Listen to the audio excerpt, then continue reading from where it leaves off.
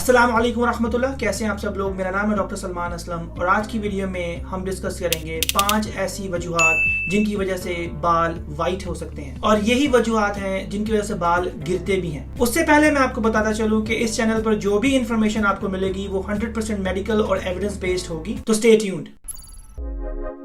अच्छा, reasons discuss करने से पहले मैं क्विकली आपको हेयर साइकिल बताता चलूं। अब हेयर साइकिल की 3 स्टेजेस हैं। उनमें से पहली स्टेज का नाम है ग्रोथ फेज, दूसरी ट्रांजिशन फेज और आखिरी फेज को कहते हैं रेस्टिंग फेज। आमतौर पर डिफरेंट एरियाज की ग्रोथ रेट डिफरेंट होती है, लेकिन हम बात कर रहे हैं स्कैल्प के हेयर्स की, तो मैं उसी के ऊपर फोकस करूंगा। सो सर पर ऑलमोस्ट 90% बाल हर वक्त ग्रोथ फेज में होते हैं और ये growth phase anywhere from 2 years to 6 years तक चलती है। ग्रोथ फेज में आपके बाल डेली 0.3 mm की रफ्तार से ग्रो करते हैं। ग्रोथ फेज में आपका हेयर फॉलिकल ब्लड सर्कुलेशन के साथ अटैच होता है और ऑब्वियसली ब्लड सर्कुलेशन का मतलब वो तमाम न्यूट्रिशंस या न्यूट्रिएंट्स जो आपके ब्लड में अवेलेबल हैं उसके जरिए वो अपनी ग्रोथ करता रहता है। दूसरी फेज का नाम है ट्रांजिशन फेज। ट्रांजिशन फेज में हेयर फॉलिकल ब्लड सर्कुलेशन से डिटैच हो जाता है। ऑलमोस्ट लेस देन 1% हेयर्स हैं वो इस स्टेज में होते हैं एंड ये स्टेज तकरीबन 3 वीक तक चलती है। और लास्ट स्टेज है जिसको हम टेलोजन कहते हैं, जो कि रेस्टिंग फेज है। रेस्टिंग फेज में एक्चुअली हेयर फॉलिकल अपना जो बल्ब है उसको भी छोड़ देता है और रेस्टिंग फेज ऑलमोस्ट 2 से 3 महीने तक चल सकती है। एट एनी स्टेज आपके 10% बाल इस फेज में होते हैं और इस फेज में बाल गिरते हैं। तो इससे आप अंदाजा लगा सकते हैं कि ऑलमोस्ट 90% बाल आपके हर वक्त ग्रोथ फेज में है। और सबसे इंपॉर्टेंट बात इस फेज में ब्लड सर्कुलेशन है जिसकी वजह से हेयर ग्रो करता है। अब अगर आपको हेयर साइकिल समझ आ गई है तो let's quickly discuss 5 different reasons जिनकी वजह से बाल या बहुत जल्दी व्हाइट हो जाते हैं या वो गिरने लगते हैं। इन 5 वजूहात में से 2 वजूहात बहुत कॉमन है और वो बड़ी आसानी से ठीक की जा सकती हैं और जो बाकी 3 वजूहात हैं वो इतनी ज्यादा कॉमन नहीं। तो सबसे पहली बात है जेनेटिक्स। अगर आपकी फैमिली में फॉर एग्जांपल आपके पेरेंट्स, आपकी दादा दादी, नाना नानी, इनमें बाल जल्दी गिर जाते हैं या जल्दी सफेद हो जाते हैं तो ये जेनेटिक है। आपके भी बाल उतनी जल्दी सफेद होंगे और उतनी जल्दी गिरेंगे। अनफॉर्चुनेटली जेनेटिक कॉज की कोई ट्रीटमेंट नहीं,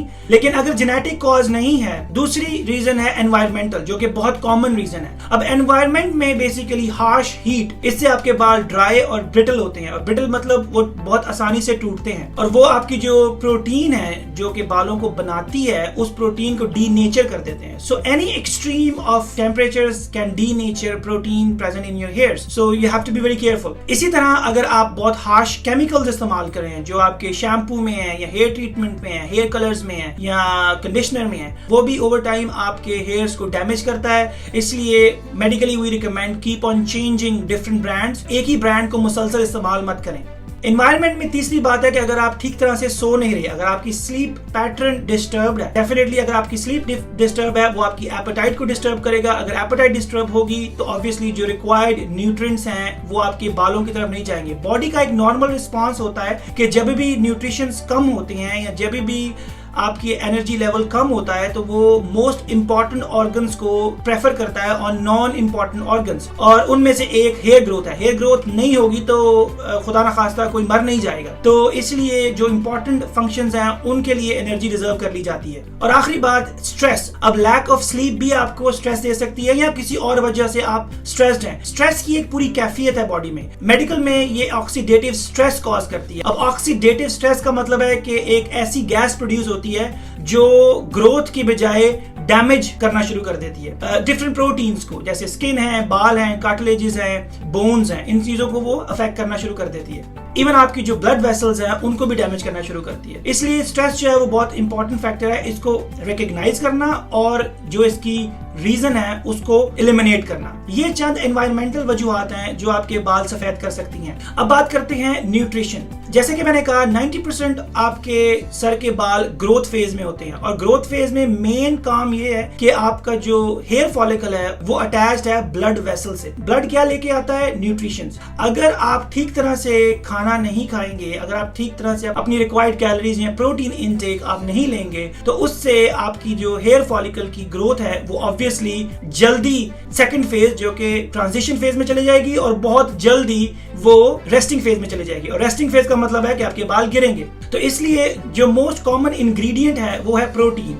आमतौर पर हम कहते हैं कि 1 ग्राम पर केजी आपकी डेली प्रोटीन है। अगर आप 70 किलो के हैं तो 70 ग्राम्स पर केजी आपकी मिनिमम रिक्वायरमेंट है प्रोटीन की। आप उसको बढ़ाकर डबल भी कर सकते हैं अगर आप गेन करना चाहते हैं, लेकिन अपने आप को सिर्फ मेंटेन करने के लिए आपको 70, अगर आपका 70 किलो वेट है तो 70 ग्राम्स आपको प्रोटीन की जरूरत है। अब जो इंपॉर्टेंट मिनरल्स हैं आपके हेयर ग्रोथ के लिए, उनमें आयरन, जिंक, कॉपर और कैल्शियम है। अगर आपकी बॉडी में इनमें से किसी भी मिनरल की कमी हो जाती है तो ऑब्वियसली ये भी आपके हेयर साइकिल को फास्ट कर देगी और आप बहुत जल्दी ग्रोथ फेज से रेस्टिंग फेज में चले जाएंगे। और लास्टली जो विटामिन हैं, जो रिक्वायर्ड विटामिन हैं आपकी हेयर ग्रोथ के लिए, वो उसमें most important on top of the list is vitamin D, vitamin B12। ये विटामिन हैं जो आपकी हेयर ग्रोथ में वाइटल रोल प्ले करते हैं। तो अगर इनमें से किसी की भी कमी है तो ऑब्वियसली उसको आप रिप्लेस करने की कोशिश करें। और लास्टली न्यूट्रिशन में सबसे मेन बात है मसाज। अगर आप अपने स्कैल्प की मसाज नहीं करेंगे तो ऑब्वियसली जो ब्लड सर्कुलेशन है वो तेज नहीं होगी। आप किसी भी जगह का मसाज करते हैं, वो मसाज करने का मकसद ये होता है कि वहां पर ब्लड फ्लो बढ़ जाए, वहां पर वेजोडाइलेशन हो जाए, कि आपकी जो वहां पे जो शरियाने हैं वो डायलेट हो जाएं और ज्यादा ब्लड फ्लो हो। ज्यादा ब्लड फ्लो होगा और आपकी जो न्यूट्रिशन अगर आप तो मार्क होंगी तो वो आपके हेयर तक पहुंचेंगी और आपकी हेयर ग्रोथ होगी। अब आप मसाज किसी भी ऑयल से कर सकते हैं, लेकिन कोशिश करें कि वीक में 1 बार या 2 बार योगर्ट के साथ अपने सर की मसाज करें। अब योगर्ट को हम एक्चुअली मेडिकली नेचुरल कंडीशनर कहते हैं। लास्टली न्यूट्रिशन में सबसे इंपॉर्टेंट बात है वाटर इनटेक। आपका water intake at least 1.5 litre to 2 litre per day होना चाहिए। आप इमेजिन करें कि अगर कोई शख्स मेरे पास ER में आता है जो हाइपोटेंसिव होता है, जिसका ब्लड प्रेशर लो होता है, आप सबसे पहला काम उनको हम फ्लूइड देते हैं। फ्लूइड बेसिकली आपके ब्लड को एक्सपैंड करता है। सो अगर आप अपने ब्लड वॉल्यूम को एक्सपैंड करेंगे, डेफिनेटली वो आपके बालों तक पहुंचेगा और अपने साथ साथ वो न्यूट्रिशन को भी वहां तक लेके जाएगा। इसलिए आप अपने आप को हाइड्रेट रखें। आखिर में हम बात करते हैं वो फूड्स जो आपके हेयर्स के लिए, हेयर ग्रोथ के लिए बेहतर है।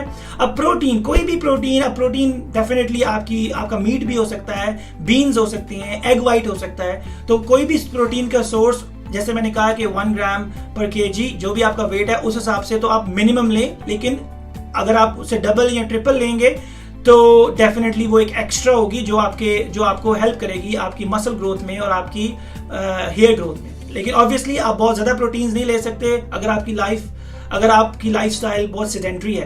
प्रोटीन अगर लें तो कोशिश करें कि आप एक्सरसाइज भी करें।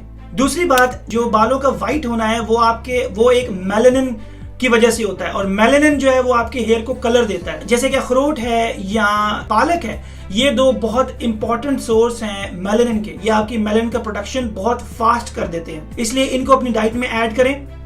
और मोस्ट इंपॉर्टेंटली विटामिन डी और विटामिन सी अगर आप नेचुरली ले सकते हैं ऑरेंज जूस से या फिश से तो वेरी गुड। अगर आप नेचुरली नहीं ले सकते तो कोशिश करें कि आप डेली सप्लीमेंट्स के तौर पर जरूर लें। अगर आपको लगता है कि आपकी जेनेटिक कॉज भी नहीं है, एनवायरमेंटल कॉजेज भी नहीं है और न्यूट्रिशनल कॉज भी नहीं है, तो फाइनली कुछ मेडिकल कॉजेज हैं जो बाल गिरने की वजह या सफेद होने की वजह हो सकती हैं। उनमें से पहले नंबर पर ऑटो इम्यून डिजीजेस हैं। अब ऑटो इम्यून डिजीजेस में टॉप पर है विटिलाइगो। विटिलाइगो में क्या होता है कि बॉडी जो मेलानिन पिगमेंट है उसको लूज कर देती है।